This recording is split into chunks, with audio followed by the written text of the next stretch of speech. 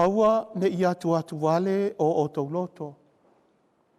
Whātuatua i le atua, whātuatua i a te ao. Do not let your hearts troubled. Trust in God and trust in me. O le whale, whai maire whai taunga mo i tātou mai le kolonito. Wa uma o na saunia le whale tu mau mo i tātou i le ola i whāwawau. Upu ia na maua mai e Paulo. Mai whitalainga a Iesu i le nei aso. O te alu, e sauni se nofuanga mo o tau. A uma o na saunia le nofuanga lea mo o tau. O te toe sau, ma watu o tau e ma futa, ma lou tama, i le whale wa uma na saunia, o le ola lea e whawau. Whai maitani elu mo i tātou i le nei aso. Wale au maia e tani elu le upu oti. Ai wa au mai le upu moe. A e tō whā ma au moe, te toi ala e. E aila le aso le nei. I lo whātua, ma lo whātua, o lo tō whā le tama nei i a whenunuti. E toi ala mai o ia, i le ola e whaavavau. Le whale wa uma o na saunia e le atua mo ia mai tātou uma. Fe meme haile o apostolo ina o whaalongo i tala whetala Iesu. Pea o walu. O le atu ua o tau. Ai o le a o foi i lo tama. E tari toru le mafo whao. Na whewhewhe i la tau. Ua le aiso la tau te tai. O ai ava aia i mātou. Jesus, what about us? Now we have heard that you are ready to go back to the Father. What about us? Are you going to abandon us?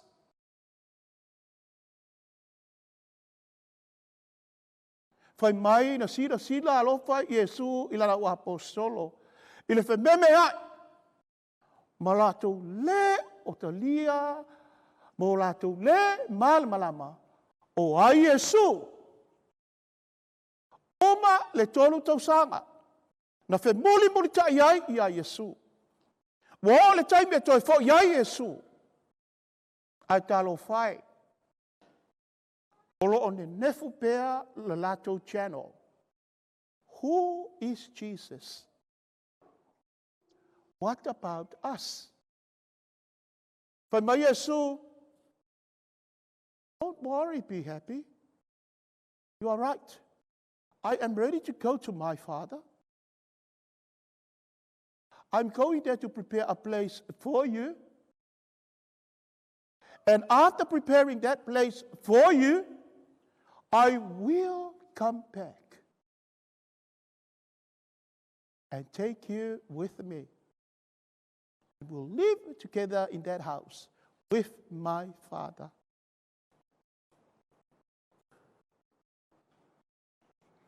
Le lalolangi o lo e soifua ma o wolai.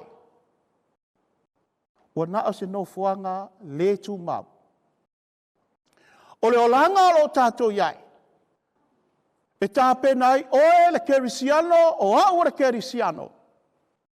Mo le no fuanga, mo le fale, ua uma o na saunia e le atua mo i tātou. So why worry? A whai o oe whātuatua, ma o whātuatua, e whai ngō fia o na tātou talia. Ai a whai te le sina fia ma o loa le atua i lana tū malangana, tā lo whai. E fefe, e whasini. Ai se ale atua, wa e abese ai le tamale ainga. Why? Why, God, Have you taken him away? He's only 62. There's plenty of work to be done here. Why? Ele ai se isi e malama iala po le fingangalo o le atua. Fai mai e fai le talo matua. Fai foi le talo motu. O le soifuanga ma le olanga le nā o lo tātou iai. Ele ai se isi e si la fia. Ono se fululua tausanga o lona soifua. Le sina, whawhetai, maka ngō fie le moli mau. Pue haku le lua mawhutanga. Whase pu tausanga o lua mawhuta malitamaa le ai. Lele alala mai le no foalo. Whawhetai lo o tau alolofa i o tau matua. Leo wahalu le tamaa le ainga. Tu fasili o tau. O hai ava aia i mātou. O hai ava aia i mātou. Whāpeta i le atua wa ave a le tua le tina le ainga le whale tua ia le sina. E māfuta pēa ma o tau. Leo langa le ko mai ai. Ko mai kako e le atua e ngā lue e whai se mele lei mbole isi. Leo kau whaafonga e le mori mau. Ale whale tua nei. Le tele mangoango hai o ngā ruenga le lei. Sa whaia e le susunga i a whenu nuti. A soifua o kaukua o ia. O le ngaka le kumalo. A sionga no. Le maha lo. I le tele a wala ese ese. Peristene o le PTA. Oka se maka ngofia o ngā ruenga. Ko fia ele akua o ia. I le tofinga fai ainga. Tu ua whātasia o ia ma le tina le ainga. Leo o tau whaafonga ia le mata ngō fia o le mori mau i le nei aso. I lona whātua tua. Le alofa i le atua o ngā ruenga aia ia.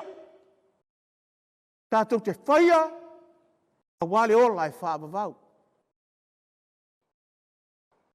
E kakalo e ngalue. Lea, o manguia umale no foalo. Nisi o mamalu le ainga. Ona o ngā ruenga, ale sunga i a whenunuti. Whātua tua. Awai e ia. Le ola e whaavavau. Whale wa umo na saunia. Ele atua. Mo i tātou uma. So mai upuia i le polokalame. A wā o ro'u wola wa ia ke riso lea. A o ro'u woti o ro'u manuia lea. O le kangaka wa pipi i le atua. Kasi le aso nga o walu ai e wa aile ko inga o wala au mai nisi o mamalu a inga e mai se fale tua. Au i whaia kiri si mas mātala tala noa. E kukusa le maka usanga malko inga o ka iongos fulua maua. O fa pe au ka ngo winga o riska nga kali la so o kunge. Ono se fulua. E la kiki ka ma e le i tai so fuo le tamane. Ona e fasiri lea ma o fasiri aisea. Pe ngo fa yaku kai me mua. Le aise isi e malama iala o le atua. Api pi le ai ma se fefer kai mi ngolo ko ma kalkalangoa. Kalkalangoa. E tu fa mata fia. Ele se va yo mo fefe foi le ongo ngisi. Ele popole o ke karikongo le sa ole ainga pe go ko fa fonga ku ia. E ngofo ai popole i Samoa. O ke karikongo wala ngale popole. O nga waku mau lo nga fa tua. Mausali lona whātua. A ave au o lo soifua le tina le ainga. Lea wa soifua ma manuia le nofo ala. Aia le mamalu o a inga ngalua. Lea o kako wawa il maka ngofia lau fai pese ngias. Number one. O I e loa mai ai. Le tangata. Wa ola, soifua, i le alofa, i le atua. E awala mai, i siona to alua. Sion, masiana whanau. Ale mamalu a inga ngalua. A e whai mai ke alofa i le akua. Ale kakalo, ale whai se ngā luenga.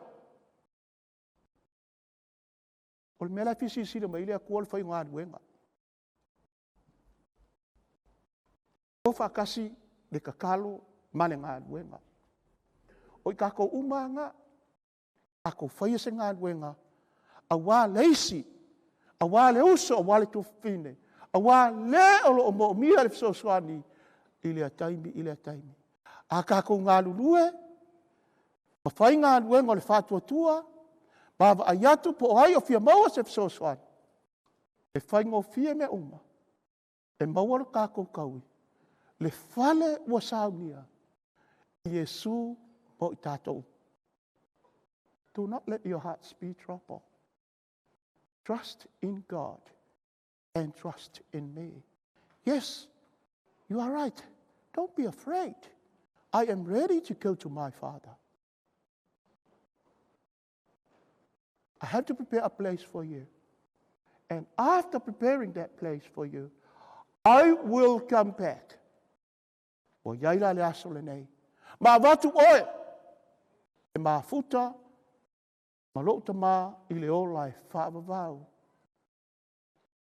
Ea. E aingo le tua. Le whanau. The only thing I want to tell you. Au fi mau le whaatua tua. Keep the faith. Beautiful story of your dad. Keep the faith. Whatever you wanted to do in life, but I really wanted to, maybe, no doubt, with your dad. But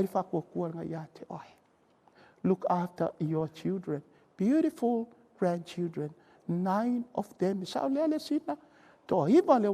Look at this beautiful guy here. That's the gift of God for all of us. The kids, the children. Kako kakalo ku maru o tau whātutua.